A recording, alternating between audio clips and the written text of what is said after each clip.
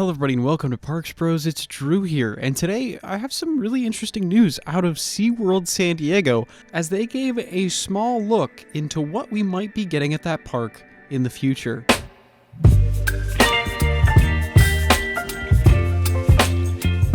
It's that time again when some of these parks are sending out park surveys asking their pass holders and other visitors to the parks what they'd like to see as new additions and attractions in the future. This time around it was United Parks, aka the SeaWorld and Busch Gardens chain, sending out surveys for all of their major parks, including SeaWorld San Diego, Busch Gardens Tampa, and Busch Gardens Williamsburg, at least so far. And these surveys are really exciting, especially as coaster enthusiasts who are always looking for the next big thing. And Busch Gardens Tampa even asked if there should be a 300-foot tall coaster at the park. Now, obviously, if it's in the survey, it doesn't mean that it's an immediate get or that the park is actually going to add it in the future. They're just trying to get an idea of what their main consumer base is looking for, whether it be leaning towards thrill, family, or something that no park has ever seen before. With that, let's go through some of the survey options from SeaWorld San Diego. First up, we have the option of a flying theater, which, if you don't know what that is, think about Soarin' at California Adventure or Epcot, or the main attraction at Lego Movie World at the Legoland parks. Realistically, you take a seat, your seat gets lifted up into the air, and you have this giant screen in front of you that makes you feel like you're flying. The most advanced version of this ride system is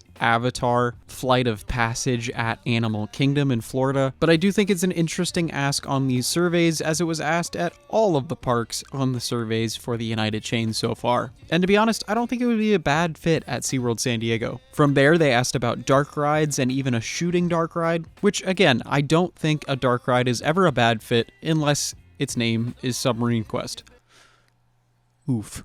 My main concern with both of these types of rides that I've talked about thus far is where to put them, as the condensed footprint of these attractions is usually harder to accommodate for, especially with how hard land usage is at SeaWorld San Diego. So before going into some of the other options, I want to talk about that a little bit. So SeaWorld San Diego is literally on the ocean. It sits at the south end of Mission Bay in northern San Diego, and one of the park's auditoriums is literally in the ocean itself. It is unbelievable, honestly. But with that said, this is a protected wildlife area. So certain things are a little harder to build the closer you get to the ocean. They have to follow very strict height restrictions and be careful to not dig too far down into the earth before you end up hitting some water down below. And let's not forget, they have plenty of animals at this park. And I remember when they were building Emperor, they had microphones everywhere, doing their best to accommodate for the new sounds and make sure animal stress didn't change. But for all of those reasons that I just brought up, that's why all the roller coasters, with the exception of Manta, are over on the southeast side of the park. It's further from the ocean, so they can build higher and higher, not just for avoiding groundwater, but adhering to sightline guidelines that they have as well, which is why all of the coasters, at least above 30 feet, are that specific shade of blue, as they try their best to blend into the sky, although it's always funny when that marine layer rolls in and it sticks out like nothing else. But if you look at all their examples for roller coasters in the park, all the shorter and darker blue colors are all a little bit closer to the ocean and can't really be seen from anywhere else. Whereas your three tall rides, Journey to Atlantis, Emperor, and of course Electric Eel, all share that same blue color and are all kind of clumped right next to each other. Now, why did I mention all of this? Well, the next two options on the survey are for new roller coasters. The first I'm going to bring up is a B&M surf coaster. Now, there's only been one of these thus far called Pipeline the Surf Coaster. It's at SeaWorld Orlando. It's a launched B&M coaster where you're standing, but the seats kind of bounce and wave just like you're riding on a surfboard. I've genuinely heard a lot of praise for this ride, and I'm kind of sad I haven't been able to check it out for myself yet, but it starts out with a launch, goes through one inversion, and has plenty of airtime moments, which is something I think SeaWorld San Diego is missing.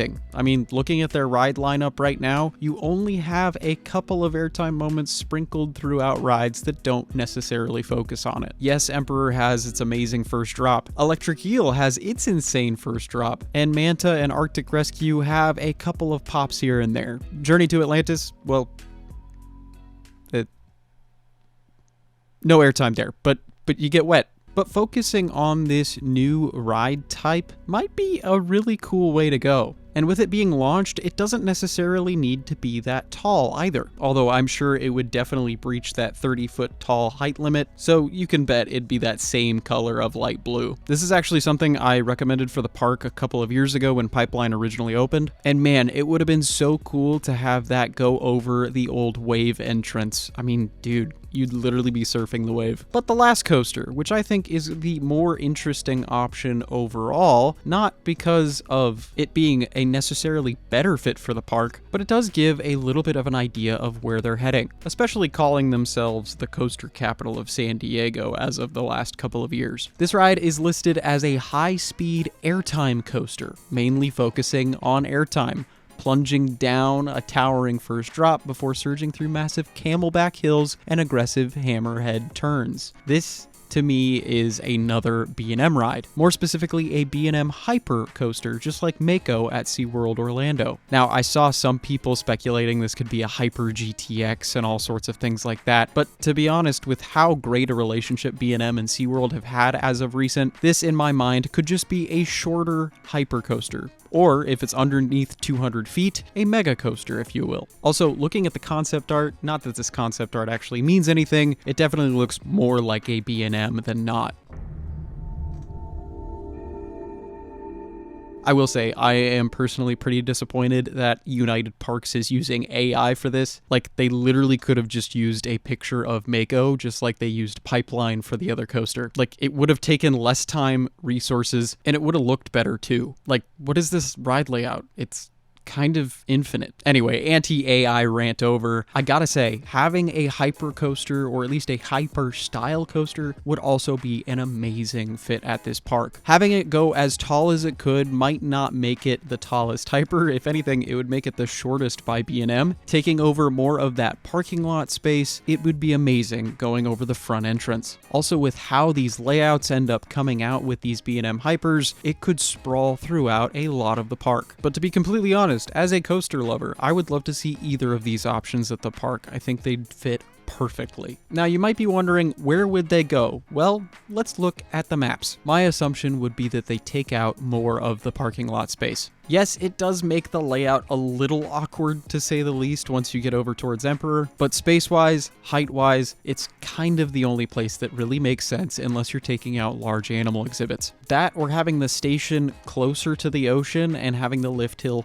head away from there, in which case that lift hill would be going over multiple buildings and pathways, making that construction process kind of a pain. Now, I'm sure some of you are wondering, what would they do with that extra parking space that they're missing? Well, if you go back in time a little bit, there were plans originally in their master plan from a good 20 years ago to have a parking structure on the west side of the parking lot, as well as a hotel, believe it or not. Now, whether or not they still stick to that plan eventually, we'll see, but I do think they're interesting things to consider going forward, especially if they're adding some of these new rides. Going back to the dark rides, could we maybe see the old freshwater aquarium space getting taken over? That's kind of their best bet, at least in terms of space for a ride of that type, although I'll say it's still pretty small. Yeah, Tidal Twister was able to fit in next to the tide pools there, but it's not like that ride's footprint was very big anyway. Speaking of which, can we have a small swing ride there? That would be so good. Anyway, I'm curious, what do you guys think of these potential survey options in the comments below? I'd love to see what you want to see at the park, and whether you think any of these are actually a possibility in the future. But I hope I got your mind thinking about it, because the future could be really bright at SeaWorld. We'll just have to wait and see. But thank you all again so much for watching. I really do appreciate it, and until next time, we'll see you on the next ride.